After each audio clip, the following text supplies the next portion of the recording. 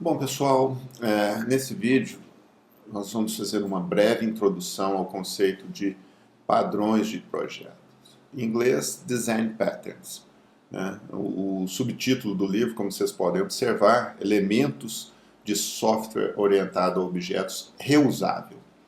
A ênfase do livro é fornecer padrões para otimizar, né, aumentar o reuso em software orientado a objetos.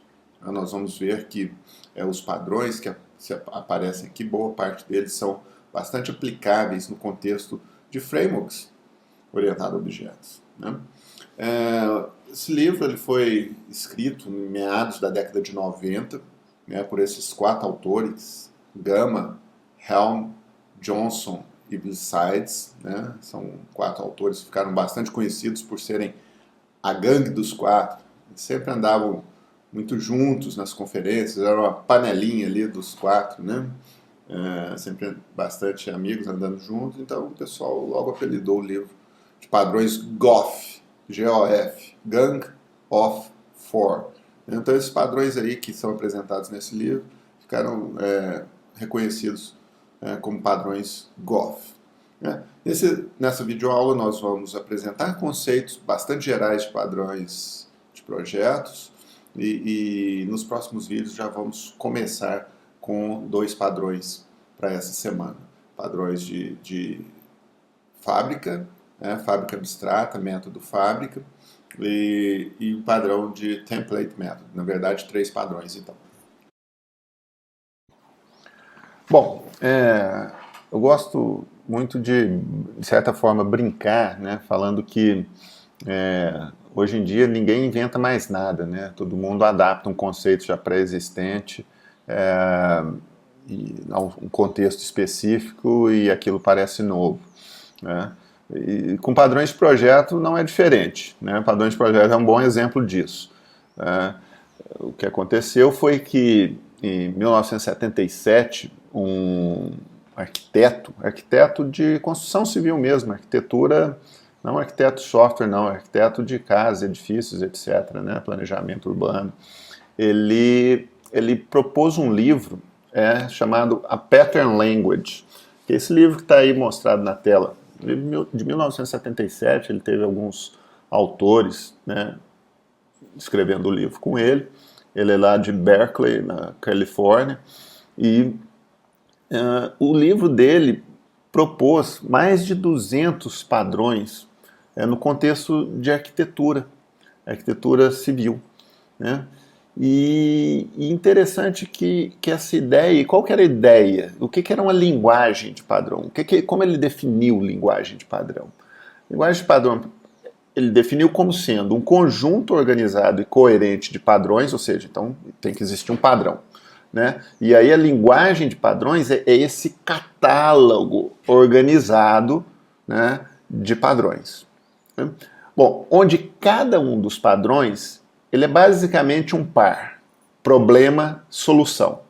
Obviamente, você tem um problema, você tem uma solução, mas você tem as consequências de usar aquela solução, o contexto onde você pode enquadrar aquele problema para poder aplicar a respectiva solução, enfim. Mas o importante é que o essencial de um padrão é que ele é um par, problema e solução. Então, e o que isso tem eventualmente a ver com software? Quando você está fazendo o design de software, você vai se deparar com problemas que eventualmente talvez até você nem reconheça o problema e aí faz o design eventualmente de qualquer jeito, sem nem ao menos reconhecer que tinha um problema ali. Mas se você é capaz de reconhecer um determinado problema no contexto do design de software e tem uma solução já pré-pensada,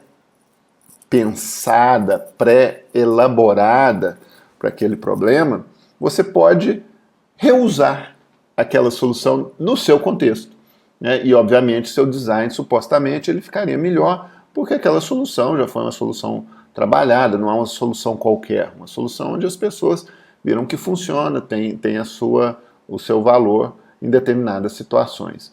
E foi isso que ele propôs no contexto aí de arquitetura, por exemplo. Você vai construir uma casa num terreno em aclive, né, que tá subindo, né, o terreno, então a casa tem um determinado padrão de construção, a garagem fica ali embaixo e aí você vai fazendo os níveis acima e o restante da casa fica mais em cima. Né? Se você tem um terreno plano é de um jeito, se você tem um terreno em declive, normalmente a casa é construída, quando o declive é muito acentuado, a casa é construída em vários pavimentos, onde a garagem fica em cima, e aí você vai tendo as áreas da casa colocada em pavimentos inferiores, inclusive. A casa, externamente, ela fica baixa para poder ocupar adequadamente, fazer o aproveitamento adequado do terreno onde vai ser construído aquilo ali. Né? Então, esses padrões, no contexto de engenharia civil, observou-se que eles poderiam, eventualmente, ser úteis no contexto de software. E foi isso, né, que a Gangue dos Quatro fez. Né? Foi criar uma linguagem de padrões, ou seja, criar um catálogo de padrões orientados a objetos, ou seja, padrões que se aplicavam em determinadas situações em contexto de orientação a objetos. Bom, e quando vai se descrever um padrão específico nessa linguagem de padrões, nesse catálogo de padrões, basicamente são 4 coisas que se colocam. Dentre as 2 mais importantes é o par, problema e solução.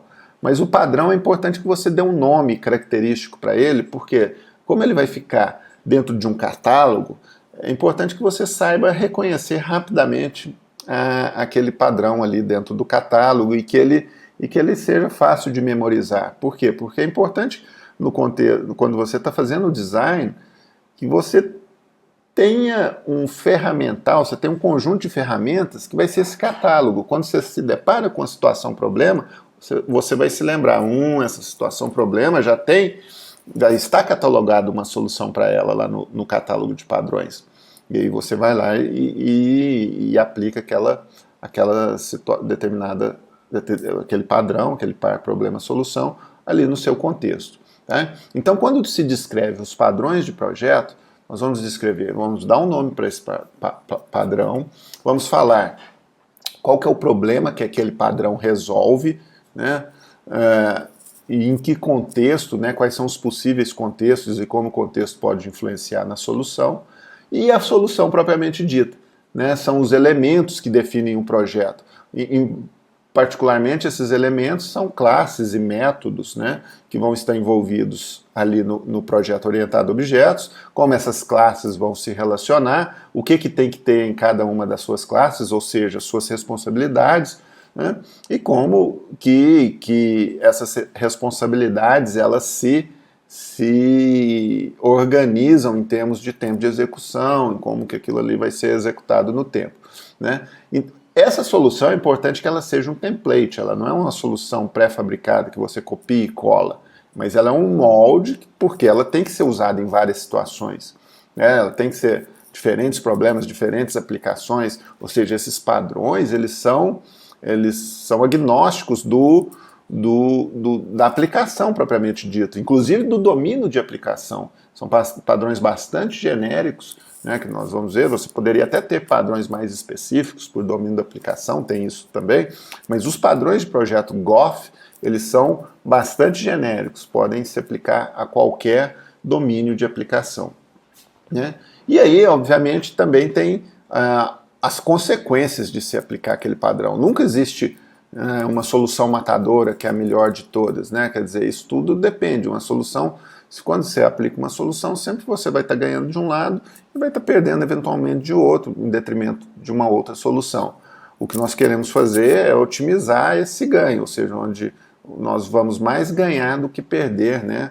O que a gente chama esses trade-offs, né? Esses compromissos, né? Quando aplicamos padrões. Né? Eventualmente, o reuso para nós vai ser o nosso principal ganho ao aplicar esse padrão. É isso que nós estamos interessados, é isso que nós vamos ver, que os ganhos ao se aplicar os padrões, essas consequências de reuso vão ser importantes. Se eventualmente as consequências de reuso não forem importantes, é um bom indício talvez de que o padrão não devesse ser aplicado.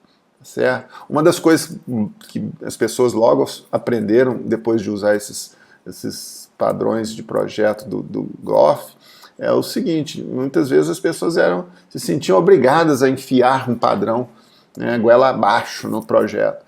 E o que acontece é que seu projeto, eventualmente, ele pode até ficar pior se você colocar um padrão onde não se espera que aquele padrão seja necessário e vai te dar um ganho, né, em termos de reuso e eventualmente outras características desejáveis.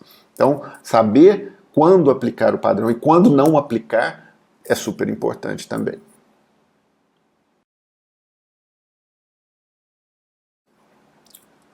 Bom, além do livro propriamente dito que vocês podem consultar, esse site aí, o sourcemaking.com, vocês podem consultar ele porque ele é aberto, vocês podem consultar a hora que vocês quiserem, e eles documentam, né, os 23 padrões de projetos lá do livro. Então fica uma fonte bastante acessível, né, para quem, principalmente agora que nós não temos acesso à biblioteca, vocês podem consultar esses padrões lá nesse site, né, sourcemaking.com.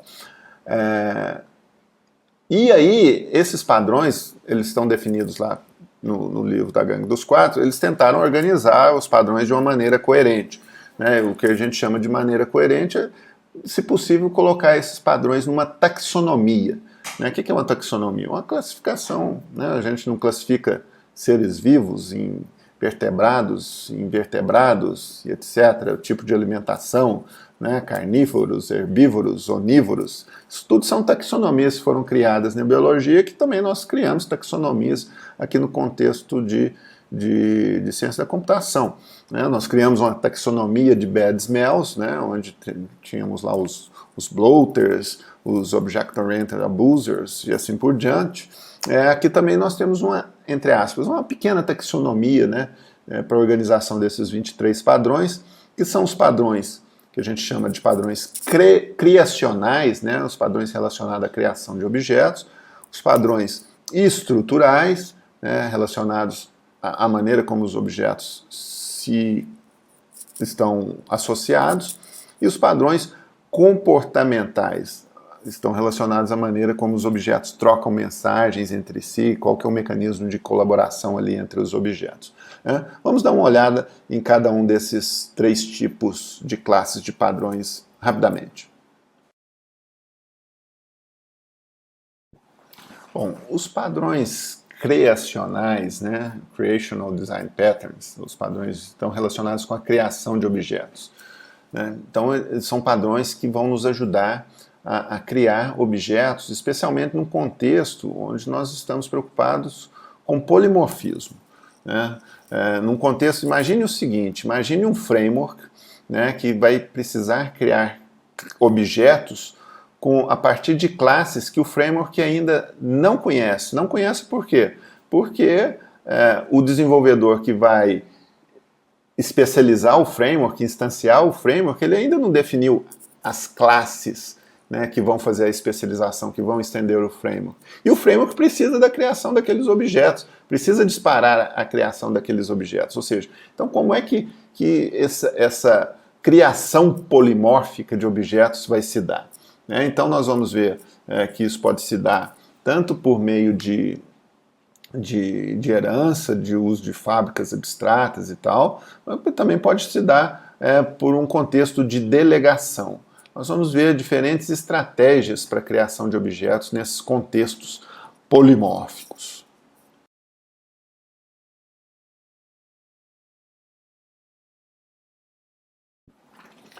Bom, os padrões de projeto estruturais, eles estão relacionados a como as classes estão relacionadas num contexto de herança, né, como você compõe classes usando herança, e como vocês compõem classes usando composição de objetos. Né? Então, estamos bastante interessados aqui em padrões que nos auxiliam a fazer composição de objetos. Né? Só para vocês terem uma ideia, o padrão composição aí tem esse composite, é o terceiro padrão aí nessa lista. Nós até já estudamos esse padrão lá em videoaulas anteriores, onde eu falei, olha, lembra aqui, ó, esse padrão aqui que nós acabamos usando é um padrão composição. Eu vou chamar a atenção de vocês quando formos falar a respeito desse padrão. É quando você tem relações todo-parte entre os objetos. Então, como que eu componho diversas partes para criar um todo? Né? Nós vimos isso anteriormente, e isso existe uma maneira genérica de fazer isso. Composição é um deles. Nós vamos estudar diversos outros padrões que nos auxiliam a estruturar os objetos de maneira coerente entre si, fazendo as suas respectivas associações.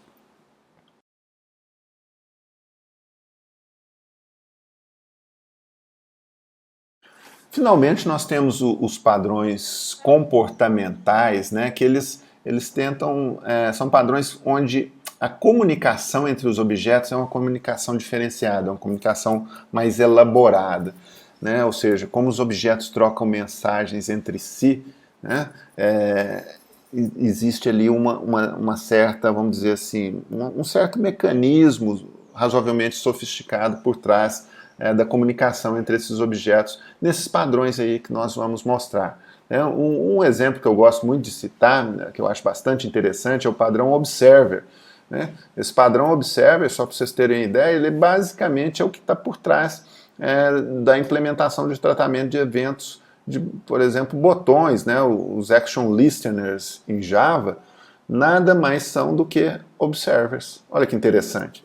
Então, entender esses padrões comportamentais, assim, e que, por exemplo, nesse caso do tratamento de eventos, né, eles nos ajudam muito. Por quê? Porque quando você tem um entendimento conceitual daquele padrão, quando você se depara com uma situação específica, mesmo que o padrão já tenha sido aplicado, como, por exemplo, no caso do Action Listener, você já tendo esse entendimento conceitual do que é um tratamento de eventos do tipo Observer, vai ficar muito mais fácil de você entender o que está acontecendo ali no tratamento de eventos do tipo Action Listener.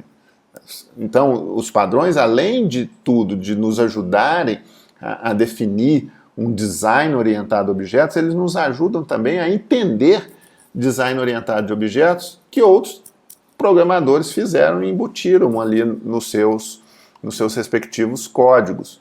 Né? Então, isso é uma característica extremamente importante de uniformizar, inclusive, a linguagem do design entre os diferentes programadores. Ou seja, você vai criando um arcabouço comum que as pessoas, onde os conceitos ficam, de certa forma, ali quase que universalmente colocados para todos de maneira disponível ali. Né? Veja que essa classificação aqui entre criacional e estrutural e comportamental, ela é útil assim, mas não necessariamente ela é extremamente útil, extremamente necessária. Tá? Nós vamos começar com alguns padrões, inclusive aí, os padrões fábrica, que são criacionais, e um padrão comportamental, que é o template method. Eu acho, talvez, esses padrões eles estão muito mais relacionados, por exemplo, com aplicações em framework. Tá? Então, um acaba complementando o outro, né, quando nós vamos fazer a construção de frameworks. Então, isso aí eu até coloquei essa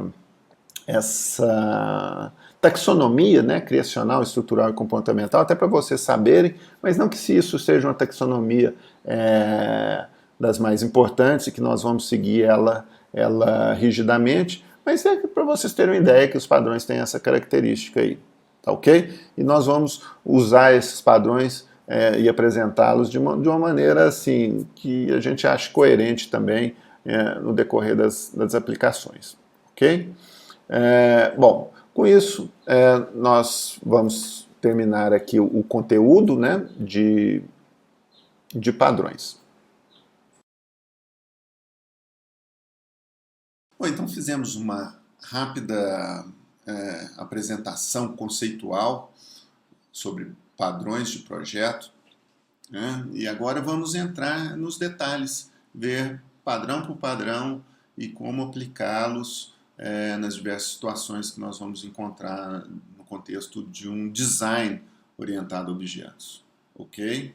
Então, vamos começar com os padrões fábrica e template method para essa semana.